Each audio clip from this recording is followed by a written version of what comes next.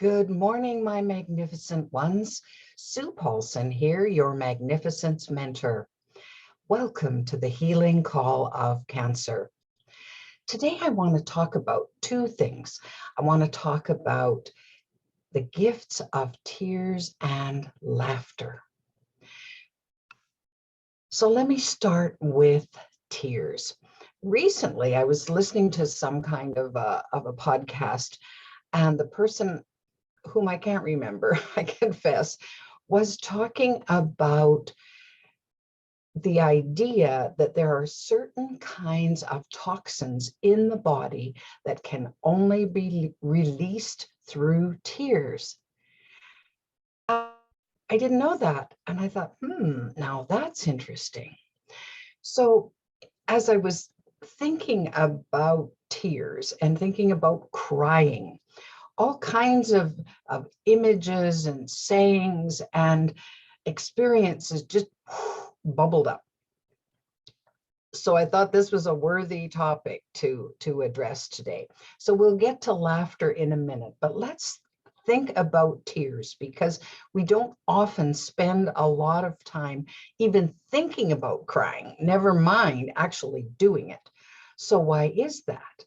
Well, I know I grew up in an era of the holdover from the British Empire, stiff upper lip, never show any weakness, never show any emotions. It was like this. It was okay to smile, sort of, but crying, whoa. So if you ever had a situation like I did when I was younger, stop that crying, or I'll give you something to cry about.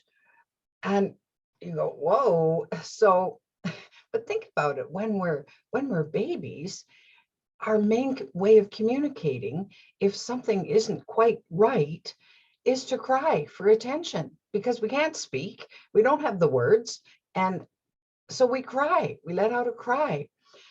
Well, again, I was brought up in an era of, oh no, if that baby's crying, don't you pick them up because you'll spoil them. Whoa, was I ever glad I didn't carry that attitude into when I had my son, because if he was crying, I was picking him up. But these notions get filtered down, and I don't know whether it's because a society that shows their emotions and shares their emotions is weak and can't be productive and all of this kind of thing. I don't know, but that stoicism that we've adopted over the years, I don't think has served us that well. Oh, there's situations where you do need to gather your inner resources and strength and maybe put aside what you're feeling because of what's going on in front of you. But there comes a time, what happens when you stuff that emotion and stuff that emotion and stuff that emotion? It's gonna come out somewhere.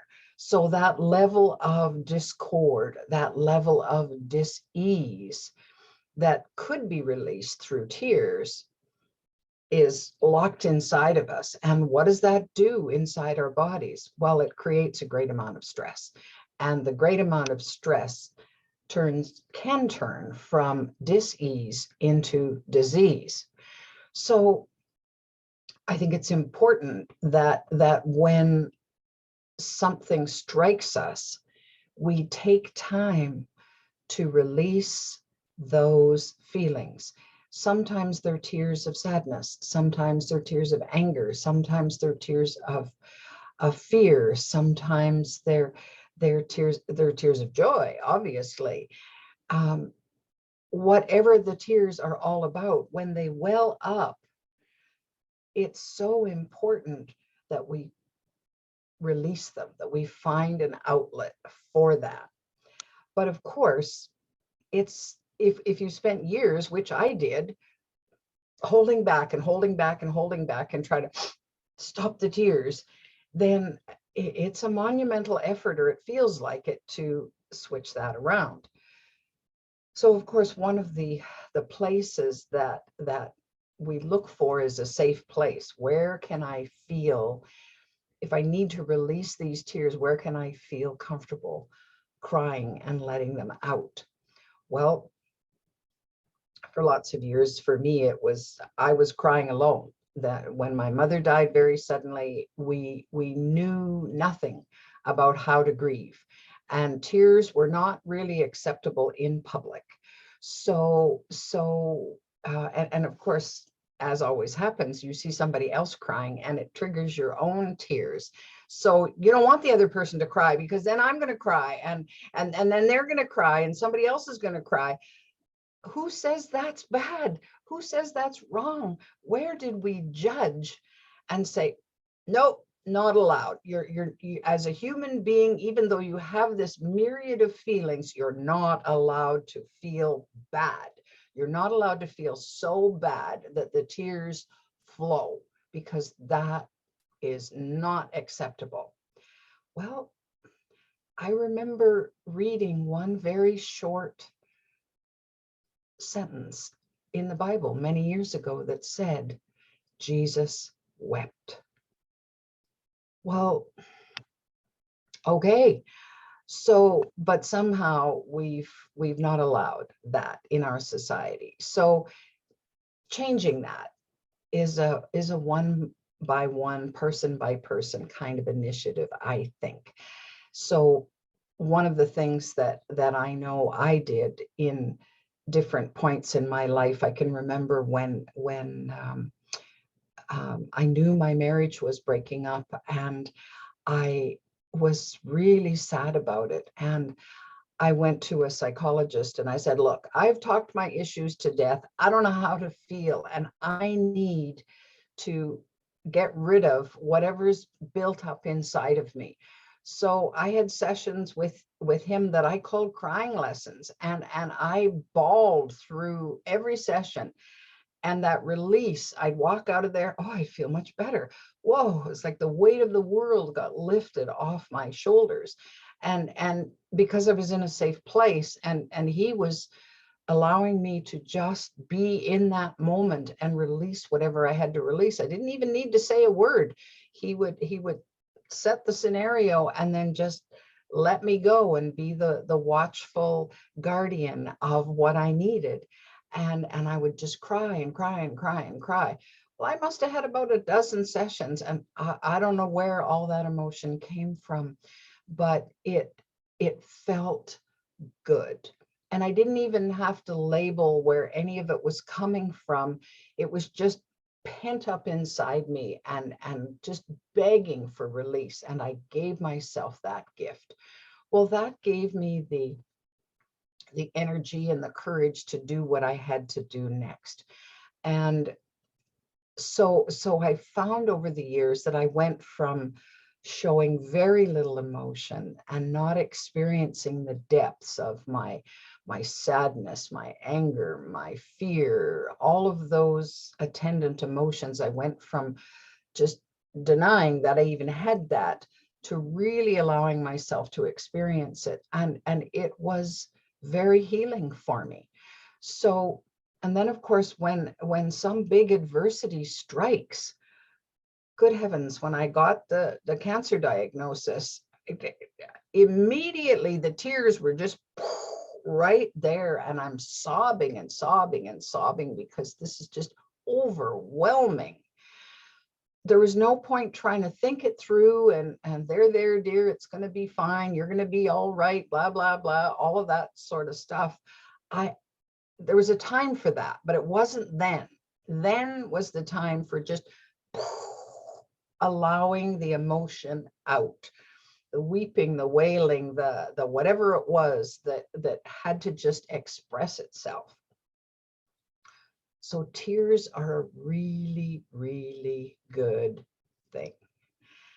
We could take a page from kids because their emotions are just right on the surface, right there. And 1 second they're happy as larks, and then in the next minute they're just mad as can be, and upset or crying in frustration. And I watch my granddaughters, and it's tough to watch them cry, I confess. And yet I want to allow them that possibility, and their parents, bless them, allow them to shed whatever tears they're shedding. And when the storm has passed, when the sun starts to kind of peek out a little bit, then they can talk about what's going on and deal with it differently. So there's a huge place for allowing our tears to fall. We just need to make that place for it. We need to make that space for what it is that needs to come. And then, so if you think about grief and sadness for a moment, if we allow ourselves to shed those tears for our loved ones, once the storm of tears has dissipated, then often the good memories come, right? The times when, oh, remember when he did this or she did that, and or we were together doing this, and your heart warms up, and there's these lovely glowing feelings that come because, and let's face it, if we've experienced the depths of our sadness, then it's possible to experience the intense heights of the joy of the experience of that person. So all our situations in life are the same, that if we allow ourselves that level, that depth, that intensity of feeling on the one hand, then it is very possible that we can be open to the extra abundance of the feeling on the other hand. So, and we're here to experience on planet Earth. We're not here to just go through life like automatons and saying, okay, yeah, I should feel badly about that, but I have no time because I've got a big to-do list today. And well, yeah, I think the way I was brought up did not serve me that well in the sense of how to deal with emotions. We didn't even really acknowledge what emotions were. You know, don't be too happy. My mom would say from time to time, you know, don't be all just bouncing and joyful about a pending vacation because, well, it might not happen, and I don't want you to be disappointed. Well, why not? You know, that's a normal human emotion. If something happened and we couldn't go on this lovely holiday we had planned, then feeling disappointed is a good thing to feel. So, you know, as parents, let's face it, we want to protect our kids. We want to protect them from the things in life that we really don't have any control over anyway, but we still want to protect them. But does it really serve them? Does it teach them anything about resilience? Because certainly, I think there's a huge difference between weakness and vulnerability. So, but in our society, showing tears is considered a weakness, when in fact it's a vulnerability. And the fact that I can feel my feelings and allow the physical reaction that's just very natural. It's just a natural trigger, and then the tears flow. Well, they start to flow for a reason. Well, when you you know, shut the tap off and the tears build up and the tears build up and the tears build up, eventually there's going to be a big explosion somewhere. And I have to wonder if perhaps the level of, for example, road rage that we see in society, the level of mass destruction in various areas of the planet, isn't a result of pent-up emotions that, if they had been expressed at the time, wouldn't amount to much over time, that they would just smooth out and then carry on. But we don't do it that way. And so I'm advocating for a different way. Now, I don't have any control over anybody else in relation to what they do with their tears and their fears and all of that. I have some control over me. Well, let's face it, I have total control over me as to how I deal with things. And it's a learning. So I've learned over time that the more I can allow myself to I feel that catch in my throat or the tears well up, to let them fall, to feel whatever it is I'm feeling. There's times when I know I need a trigger, a release of the feelings, and I'm not able to do it myself. And so maybe I'll watch one of those tearjerker movies. Well, it's called a tearjerker for a reason. It's meant to trigger your tears so that you can allow yourself to express whatever feeling you're having and in the moment. And so I'll use one of those, and I've got a box of Kleenex beside me, and lots of things happen. I remember my grandmother, when my mother died. It's a huge nightmare for a parent to lose a child. It doesn't matter how old the child is. So there was my mom at 40 gone, and my grandmother was just, I called it insane with grief. And she cried and she cried and she cried and she cried and she cried. And I was worried about her, because I'm thinking, oh, is she ever going to be my grandma again? Because there's this level of tears.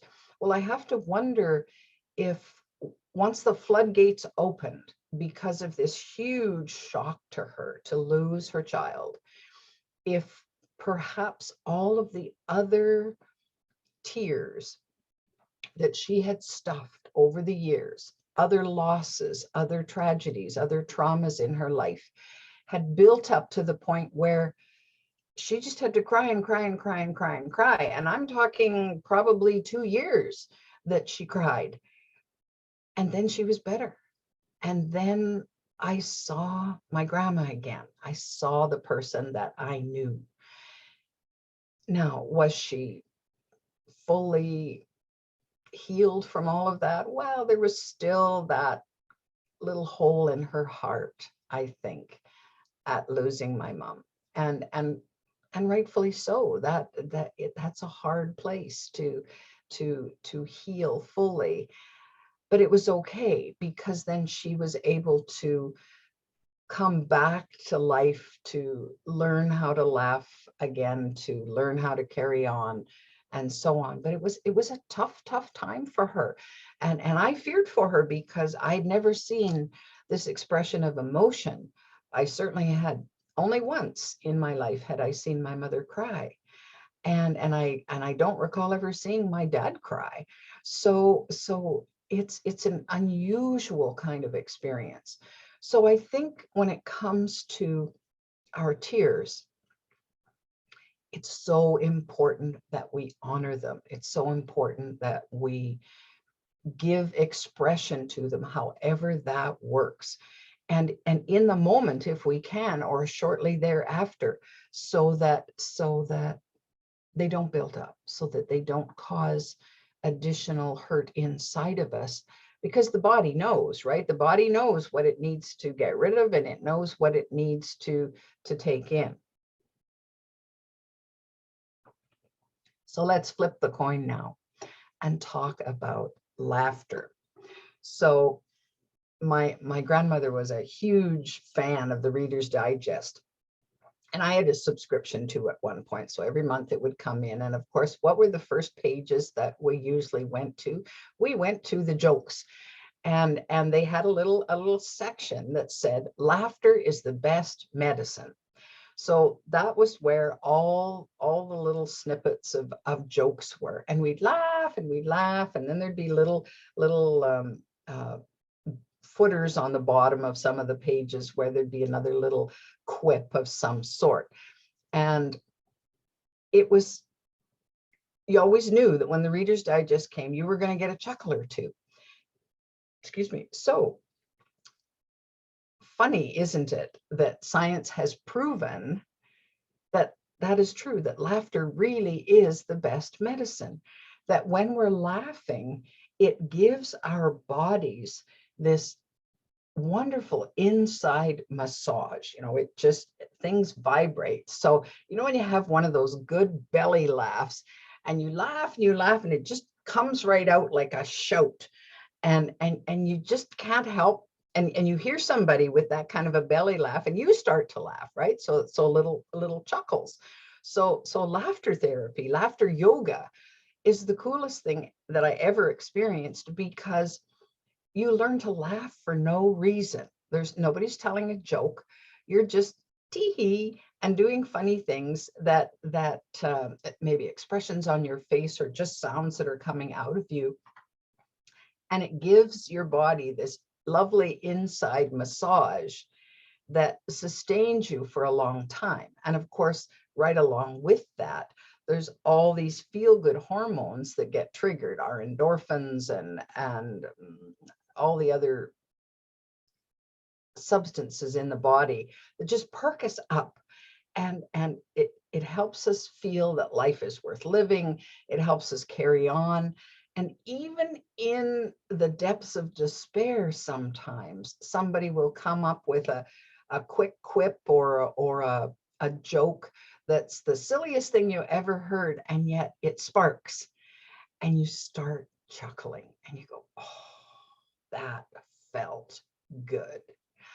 So it's one of those,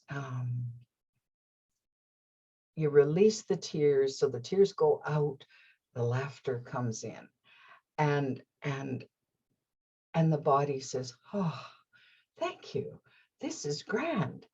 So again, in our society, whoa, you don't want to show too much emotion, because if you're laughing uproariously, especially at work, there are some work environments that will frown on that and say, well, can't take that person seriously. They're always laughing. They must be up to no good, or they must be hiding something, or they're not doing their work properly because they're always laughing. And I'm going, really? Come on now. Some of the most productive times I've ever had were because I got a chuckle out of something and it inspired ideas in me, and I'd write them down, or I would draw something, a little caricature of something that I heard that I thought was highly amusing. And of course, when we share the jokes, so I have a dear friend in Winnipeg who has a source of cartoons and sayings and so on, and she's always funneling them to me, which I'm so appreciative, because there's no way I'm going to take time to sort those out or find those myself. But anybody who sends those to me, and I'm amused by them, I get a little chuckle in my day. It just sets things up and helps me move through my day in a much better way. So the benefits of laughter cannot be discounted. And let's face it, if you're having a better time at work because of something funny that somebody said, or an amusing anecdote of what one of their kids did, or whatever, and everybody's laughing uproariously, that's a good thing.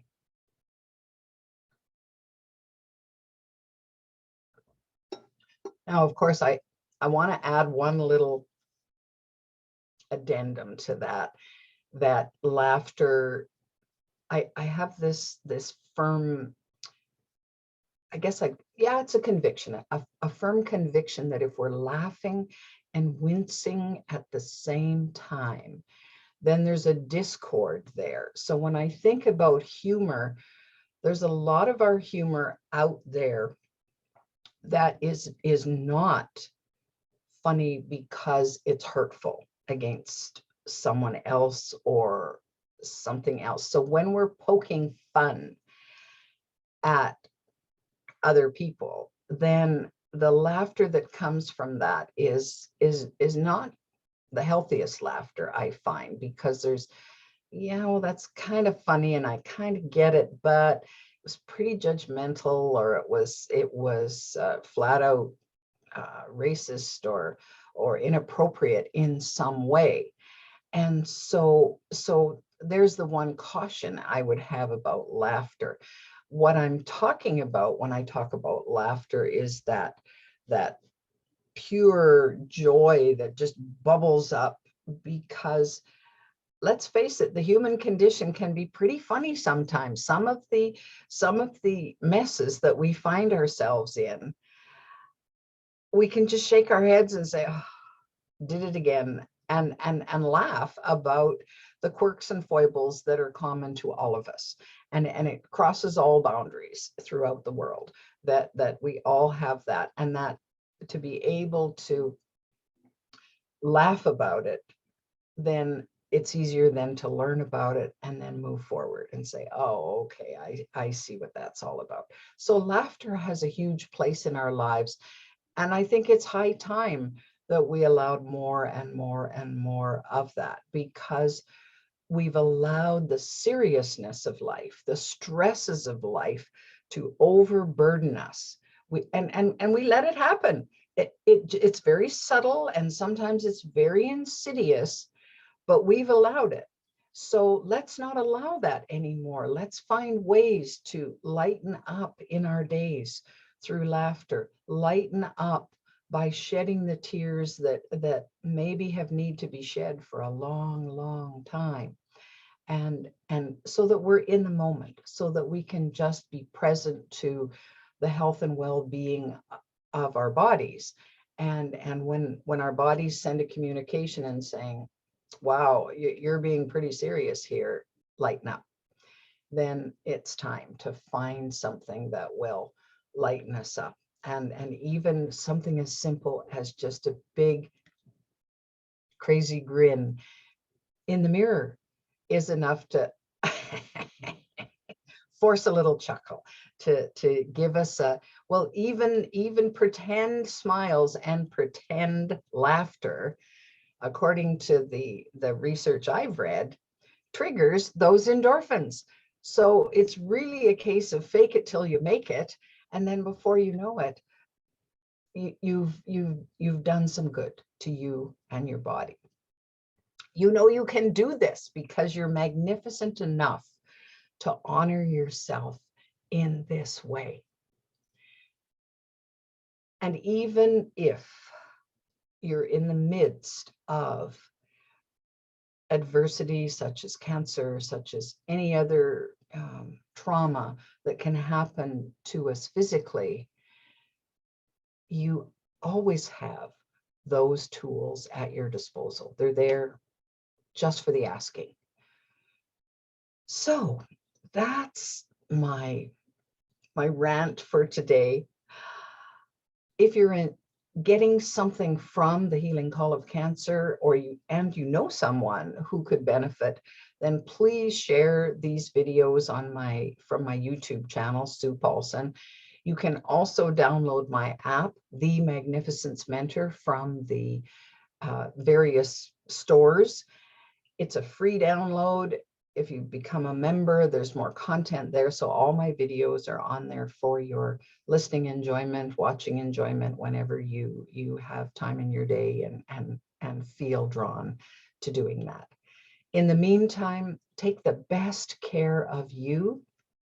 You deserve it, because you are magnificent.